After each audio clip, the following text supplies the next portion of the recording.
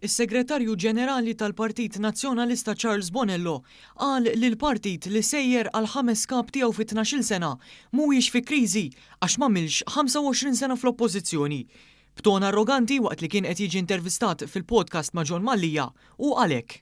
Tiftu 12 l-elezzjoni difila 32 miljun euro f'dejn, jekk din mhux kriżi. Kriżi kif tkun? Għadna mill-nix 25 sena fl-oppożizzjoni kif għamil il-Labor. Bonello li fl-istess ħin s-Segretarju Ġenerali tal-Partit u wkoll l-assistent personali tal-ex kap Lawrence Gonzi kien evidentament skomdu dwar il-prospett li Franco De Bono jsir il-kap tal-Partit Nazzjonalista. Lest is-servi ta' Franco De Bono? Jiena bniedem persuna li jinni fil-partit 30 sena. Ma saqsejtek x'as-CV.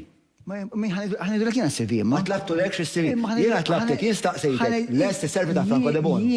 Jiena ma minnix diħel. Qed narak skomdu ġal. Le, għaxej, jiena minnix ħaddiskuti. Qed ma tidirx żgur. Isma' għaxej għaliex. Bonello kien skomdu wkoll jitkellem dwar id-dejn tal-partit u jekk dan hux se ħallas lura il-flus dovuti lill-poplu Malti.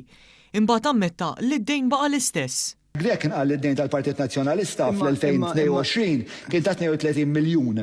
Illum kien qiegħed. L-istess. Baqa' l-istess? Għaliex. Bħala Segretarju Ġenerali ta' Partit Politiku mbagħad qal li hu ma jkunx jaf kollox fuq il-finanzi tal-partit. M'għandix ċifri f'idejja. M'għandix ċifri f'idejja. Ma lej responsabilità tiegħek. Ivi, ma jfessirx li jiena f'Segretarju Ġenerali ta' Partit nkun naf kull dettall li għandna. Sa dan it-tant mistoqsi għal dak li qal l-ex kap nazzjonalista Adrian Delija li kien tqaċċat għas-spejjeż ta' Bernard Grek li issa spiċċa wkoll reżenja Bonello ma riċieħu azzjoni.